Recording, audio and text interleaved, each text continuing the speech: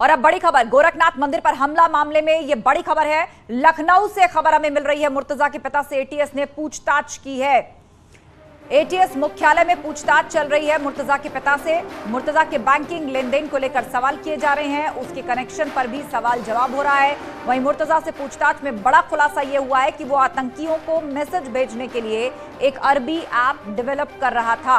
और फिलहाल लखनऊ में एटीएस की टीम पूछताछ कर रही है मुर्तजा के पिता से। उसके कनेक्शन को लेकर सवाल किए जा रहे हैं, उसके बैंकिंग ट्रांजैक्शन को लेकर सवाल किए जा रहे हैं। दरअसल इससे पहले खबर सामने आई थी कि कुछ बैंक लेन देन तकरीबन 8 लाख रुपए का हुआ है आईएसआईएस से जुड़े अकाउंट्स के साथ। तो इस तरह की जानकारी पर और सवाल जवाब किए जा रहे हैं मुर्तजा के पिता से। एटीएस हेडक्वार्टर में यह पूछताछ चल रही है। अहमद मुर्तजा अब्बासी, जिसने गोरखनाथ मंदिर पर हमला किया, उसके पिता जो उसको मानसिक रूप से कमजोर बता चुके हैं और ये दावा कर रहे हैं कि उसकी मानसिक हालत ठीक नहीं है। इस वक्त उनसे पूछताछ चल रही है लखनऊ में।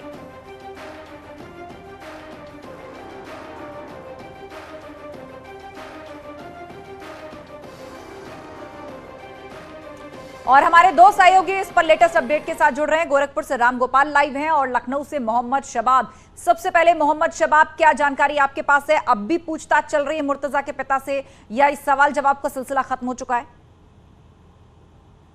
पूछताछ चल रही है मुर्तजा के पिता मुनीर अहमद अब्बासी, जिनको एटीएस ने अपनी रडार पर लिया है और आज उनसे पूछताछ चल रही है। तमाम बिंदु हैं जिन पर बहुत गहनता के साथ जो है वो पूछताछ की जा रही है। सबसे ज़्यादा महत्वपूर्ण यही है कि जो दिमागी रूप से उन्हें वो कमज़ोर बता रहे हैं, तो उसके क्या प्रमाण हैं, किस तरीके से साइकोलॉजिकली टेस्ट उनके कराए जाएंगे और जो फंडिंग की बात हो रही है, उन तमाम बिंदुओं पर पूछताछ का दायरा जो है वो बहुत सघनता के साथ बढ़ा है। हालांकि बहुत गोपनीय तरीके से एटीएस ये पूछताछ कर रही है। उनके पिता को रडार पर लेकर पूछताछ जारी है। फिलहाल अभी यही एक बड़ा अपडेट यही है कि पूछताछ जारी है और मुमकिन उम्मीद है कि अब से थोड़ी देर में जब उनकी पूछताछ पूरी होगी तब मालूम पड़ेगा कि किन किन बिंदुओं पर पूछताछ हुई है। लेकिन जिस तरीके से मुर्तजा का मामला है, फंडिंग का मामला जुड़ रहा है, उसमें एक ऐप बनाकर मैसेज भेजने का मामला जुड़ रहा है, इस तरीके की तमाम चीजें जो हैं वो अभी विषय में देखी भाली जा रही। लेकिन फिलहाल इस वक्त एटीएस मुख्यालय पर उनके पिता के साथ पूछताछ चल रही है। आस्था, बिल्कुल, तो आपने बताया कि फिलहाल ये पूछताछ जारी है एटीएस हेडक्वार्टर में।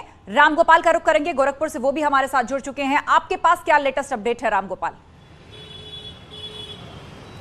बिल्कुल, उसके पिता से ये इस मामले में पूछताछ हो रही है कि जो लेन देन की बात हुई थी वो कहां तक सही है और साथ ही जो उसके खाते में हैवी अमाउंट मिला है। चूंकि परिवार वाले ये कह रहे थे कि वो कनाडा जाने के लिए उसके खाते में पैसा रखा गया था, कि कनाडा जाने के लिए खाते में कम से कम 28 लाख रुपए लंबे वक्त तक रहना चाहिए और तभी वीजा मिलता है। ये शायद वहां का नियम है और इसलिए उसके खाते में पैसा रखा गया था।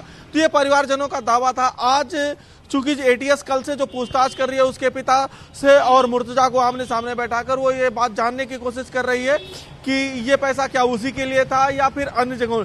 2020 और 21 में जो 8 लाख रुपए भेजे गए थे नेपाली खातों के माध्यम से सीरिया, उसमें वो पैसे कहां से आए और कैसे नेपाली खाते इसके पास आए, उस पर भी पूछताछ की जा रही है। और साथ ही जो मुर्तजा ने अपने पूछताछ में खुलासा किया है कि 2011 से ही वो कट्टरवाद की तरफ उसका झुकाव हो गया था। 2016-17 से उसके दिमाग में इस तरीके की बातें आती थी कि जो हिंदुओं मुसलमानों को पूरे दुनिया में परेशान किया जा रहा है। तो घर वालों से उसके सामने बैठा के पूछताछ किया जा रहा है कि क्या इसकी जो बातें हैं वो कितनी सही हैं और किस आधार पे घर वाले कह रहे हैं कि पूर्व में जो बैंक ट्रांजैक्शन हुए नेपाली खातों से और हाल ही में जो पैसे बरामद हुए उसके अकाउंट से, उस सबके लेन देन को लेकर सवाल जवाब किया जा रहा है। उसके परिवार से भी, मुर्तजा से भी, दोनों से एक साथ पूछताछ कर रही है एटीएस की टीम। आप दोनों नजर बनाए रखिए। शबाब और रामगोपाल, जानकारी के लिए फिलहाल आपका शुक्रिया।